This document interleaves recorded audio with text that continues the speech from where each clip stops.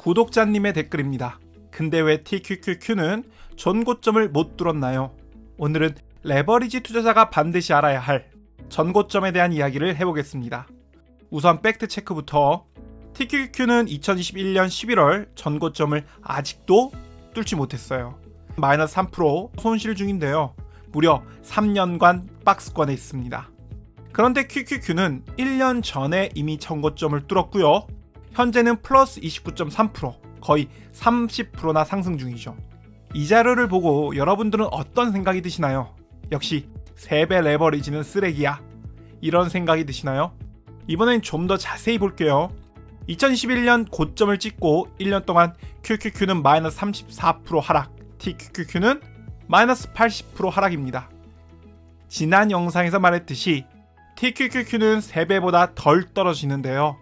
그렇다 해도 마이너스 80%는 정말 치명적이긴 합니다. 그 후 2년 동안 QQQ는 96% 상승, TQQQ는 395% 상승. TQQQ는 QQQ보다 4배 넘는 상승을 보였지만 하락이 워낙 깊었기 때문에 4배 상승으로도 전고점 회복이 어렵네요. 어떠신가요? 이제 이해가 되시나요? 투자의 현인들이 왜 레버리지를 하지 말라고 했는지, 역시 TQQQ는 투자하면 안 되는 걸까요? 그렇진 않습니다. 우리는 그래프를 볼 때 고점을 기준으로 생각하는 습관이 있어요. 고점이 올랐으면 투자도 성공했으리라 생각하죠. 반면 고점이 내려갔으면 그 투자는 실패했을 거라 추측하는데요. 이는 오류에 빠져 있는 생각입니다. 분할 매수의 관점에서 본다면 정반대의 해석이 나오기도 하죠. 2021년 11월부터 현재까지 정액 분할 매수를 했다면 어떻게 됐을까? 매일 정액 분할 매수를 했다면 QQQ의 경우 평단가는 359.3달러, TQQQ의 평단가는 38.2달러. 따라서 수익률은 각각 플러스 45.4%와 플러스 124.4%가 됩니다. 종가 기준으로 보면 TQQQ는 마이너스 3%, QQQ는 플러스 29.3%니까 분할 매수한 수익률도 QQQ가 더 나을 거라고 착각하고 말죠. 저 또한 그러한 착각 속에서 살았었는데요. 이러한 착시 현상 속에서 진실을 볼 줄 알아야 합니다. 전고점을 뚫고 30%나 상승한 QQQ와는 달리 TQQQ는 아직 전고점도 회복 못했죠. 그래서 당연히 TQQQ의 투자는 실패했을 거라 생각합니다. 그런데 결과는 그렇지 않죠. TQQQ의 압승입니다. 전고점 회복도 못했는데 어떻게 된 일일까? 비밀은 저점 매수에 있습니다. 34% 싸게 살 수 있었던 QQQ와는 달리 TQQQ는 무려 80%나 싸게 살 수 있었고요. 그렇게 싸게 산 후에 저점 대비 96%밖에 상승 못한 QQQ와는 달리 TQQQ는 4배가 되었죠. 이것이 전고점 회복과 상관없이 TQQQ의 투자 성과가 더 나은 이유입니다. 더 싸게 살 수 있고 더 많이 오를 수 있다면 전고점 따위는 아무런 의미가 없는 거죠. 레버리지 투자자에게 전고점은 의미가 없습니다. 우리는 더 낮은 곳에서 매수해서 더 많이 오를 테니까요. 그래서 안티들이 이상한 소리를 해도 한마디로 반박합니다. 야, 너는 꼭 고점에 몰빵한 경우만 생각하냐? 분할 매수하면 다 해결된다. 이렇게 논리로 제압하죠. 그러면서 한편으론 인정을 하고 마는데요. 고점에서 몰빵하면 물린다는 것을 우리 모두는 알고 있습니다. 뭐가 문제야, 세이섬씨? 레버리지에 투자하면서 몰빵 투자하는 사람은 없을 겁니다. 이건 매우 위험한 투자죠. 특별히 증시가 지금처럼 한창 고공행진을 할 때, 개별 주식들이 전고점을 갈아치우면서 사상 최고치를 뚫을 때 레버리지에 몰빵하는 사람은 없을 겁니다.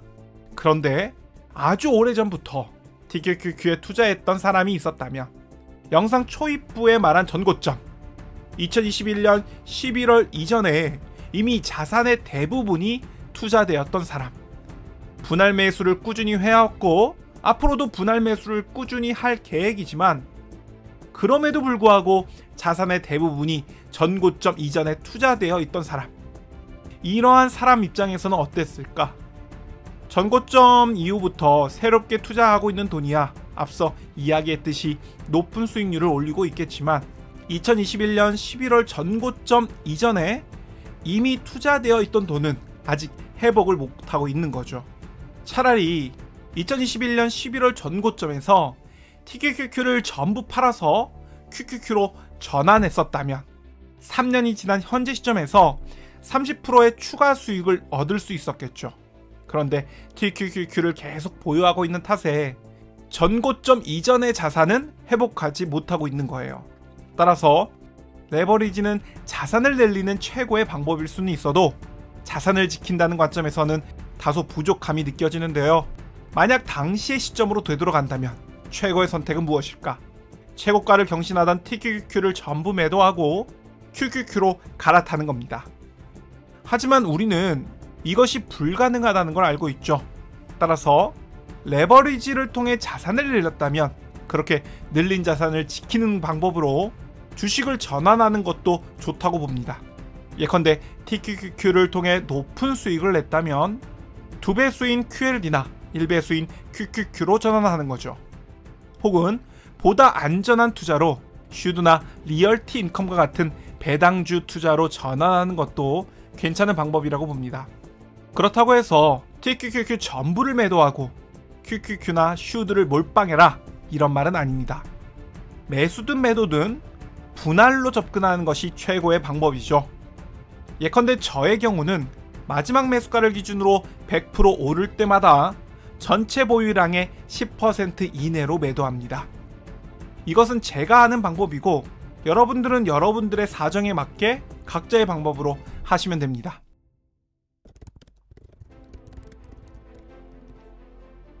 우리는 어쩌면 운이 굉장히 좋은 사람이었어요.